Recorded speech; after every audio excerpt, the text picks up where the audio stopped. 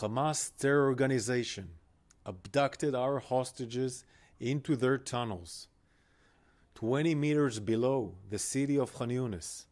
This was underneath an area that was previously designated as a humanitarian area by the IDF, an area for Gazan civilians to move away from the battlefield and receive humanitarian aid and shelter. Hamas exploited the humanitarian area and used it to hold our hostage captive.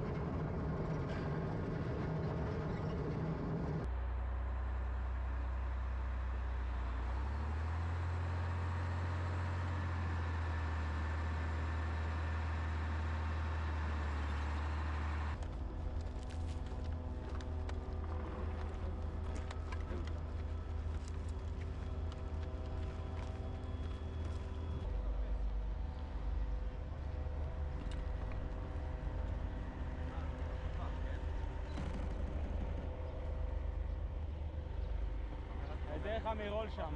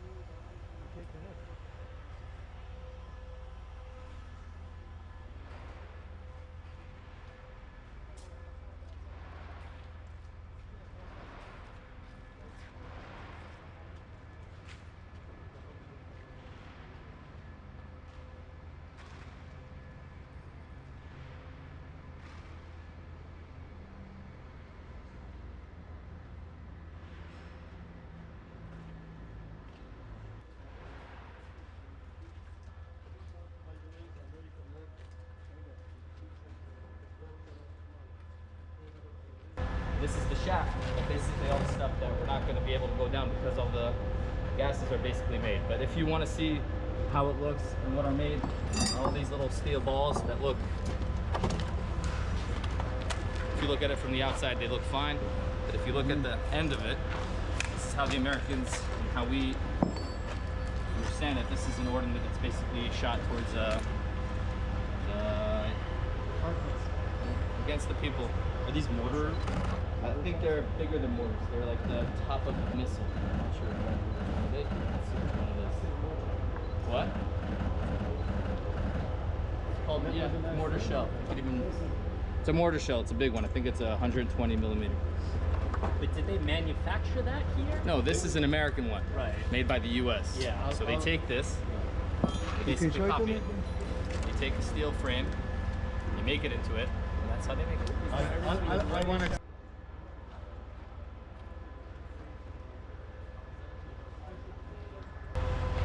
this factory. And they make the rockets here by using the iron to do 120 millimeters. And they take him down in the elevator here in the shaft. And from the elevator they contain the rockets in a place which is safe.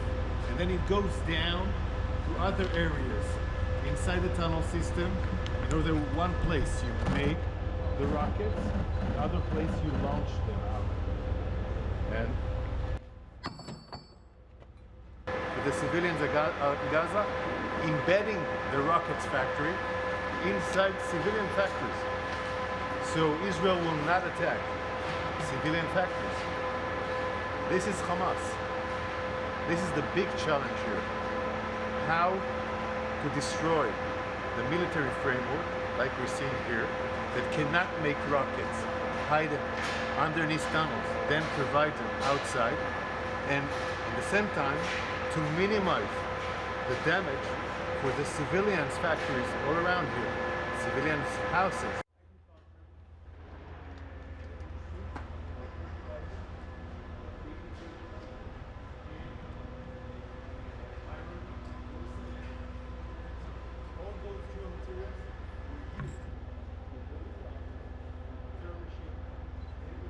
So we've been seeing two stations, 2 kilometers on the same road, tunnels being dug from both sides of the roads, using the road as a main hideout. This is the road where humanitarian aid is driving from Rafah crossing to the north of Gaza. So our challenge is to maintain the road in order to provide the distribution of humanitarian aid, at the same time taking down the military frameworks like the industry of the rockets.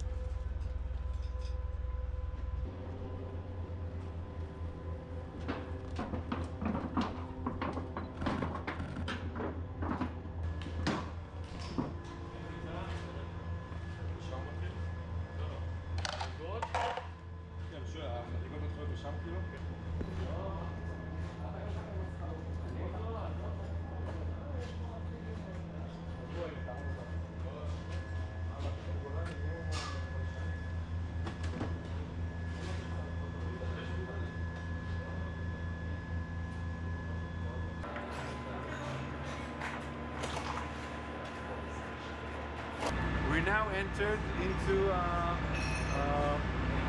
industry factory that created the rockets, the long-range rockets. These are the 100 kilometers rockets that were being built here and then being tunneled down with elevators to a big tunnel that is designed especially for those cages of rockets. We're seeing the detonators of the rockets being done by the CNC machines here.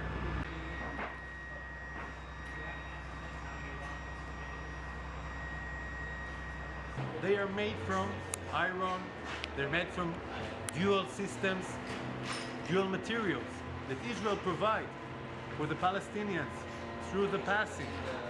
Those materials were meant to go for agriculture, for fertilizer, for agriculture. Those CNC machines were meant to be for housing, for hospitals. The cement was meant to help building houses. Instead, Hamas built the terror systems of tunnels, the rockets as a main industry, and used everything he can.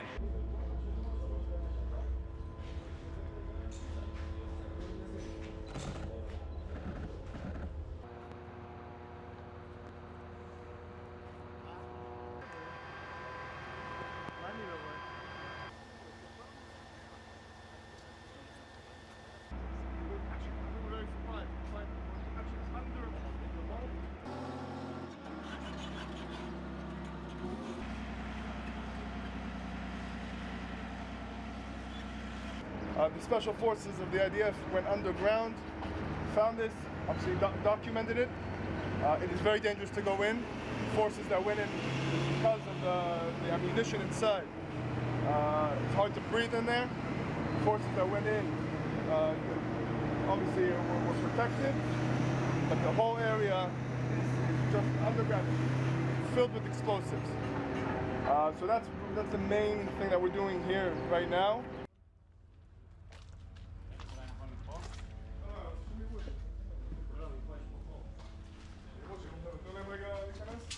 This is one of the main entrances to the factory.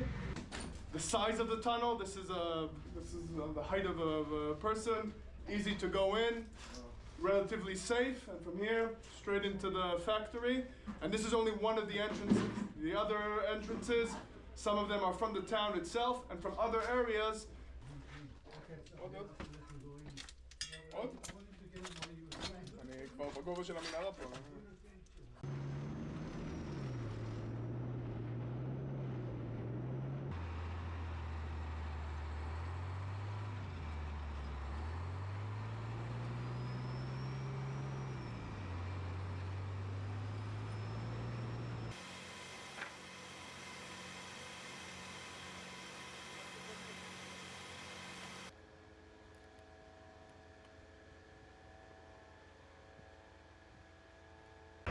Used to be an active military base of Hamas. You can see the actual buildings that were right here and the buildings that behind you over there that have all the military aid.